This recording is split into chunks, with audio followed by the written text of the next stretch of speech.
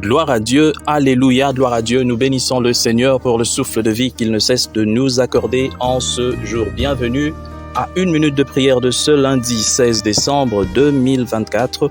Aujourd'hui, le Seigneur a mis en mon cœur le désir de partager avec vous deux passages. Le premier, les deux passages sont dans les psaumes. Le premier, c'est le psaume 10. Nous commençons au verset 3 jusqu'au verset 5. Nous lisons. Le méchant se vante de ses ambitions en empochant ses gains malhonnêtes. Il maudit le Seigneur, il se moque de lui. Le front haut, le méchant se dit « Dieu n'exige rien, il en est incapable ». Voilà toute la pensée du méchant. Mon frère, ma sœur, bien de fois, nous regardons avec stupeur, avec étonnement, avec beaucoup d'amertume, des gens iniques mais prospérer. Des gens qui font le mal mais qui ne cessent de prospérer. Ils ont des familles qui vivent dans l'opulence, qui vivent très bien, qui voyagent, qui ont des belles maisons, des belles voitures, qui vivent une vie sans souci. Alors que nous, qui marchons dans la crainte de Dieu, de fois, nous vivons dans des difficultés. Eh bien, la Bible le dit. C'est vrai, le méchant se glorifie même de toutes ces choses. Il dit Dieu n'existe pas. Parce que quelqu'un qui fait le mal, quelqu'un qui détourne l'argent par exemple, qui revient à tout un pays, quelqu'un, une seule personne, mais qui peut détourner l'argent qui revient à 100 000 personnes, c'est le diable lui-même en personne. Alors il se dit, bon, Dieu n'existe pas, il s'en fout éperdument. Il maudit le Seigneur, il se moque même de lui. Mais seulement vous devez savoir une chose.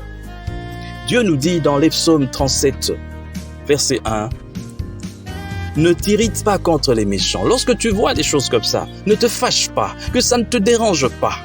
N'envie pas non plus ceux qui font le mal. Ne l'envie pas. S'il est entré dans les sciences occultes pour avoir de l'argent, ne le suis pas. Laisse-le sur cette voie. S'il tue des gens pour avoir cet argent, laisse-le. S'il escroque, laisse-le. S'il détourne l'argent, laisse-le. Laisse-le. Parce que Dieu a tout créé pour un but, et même le méchant pour le jour du malheur.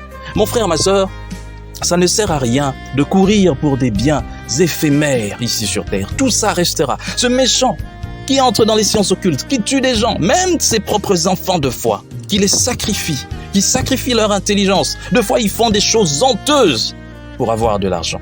Mais à la fin, ils sont enterrés où?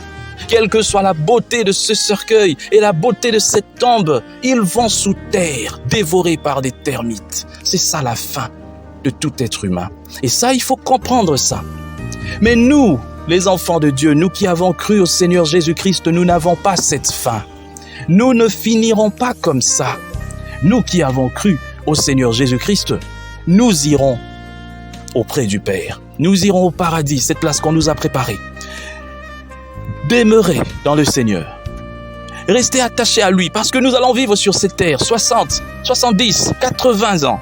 Mais après, où passeras-tu ton éternité? Cet homme qui est ici comme un prince, comme un roi, il va mourir et puis il ira sous terre, plus bas même que terre. Parce que lui, il ira jusqu'au séjour de mort, où il sera fouetté matin, midi, soir, quel que soit tout ce qu'il laisse d'ailleurs ici. Il y a d'autres personnes qui vont venir et puis qui vont en bénéficier, de fois même pas ses enfants. C'est honteux. Mais ce sont des gens qui ont l'intelligence obscurcie, ils ne peuvent pas comprendre ces choses. Mais toi qui as déjà compris, attache-toi au Seigneur, attache-toi au Seigneur, ne pense pas à ces choses, c'est ton éternité qui vaut de la peine. Dieu t'a envoyé ici pour le louer, le glorifier et pour le servir. Ça, il faut le savoir. Que Dieu bénisse sa parole et qu'il bénisse tous ceux-là qui vont me suivre aujourd'hui. Au nom de Jésus-Christ, Amen.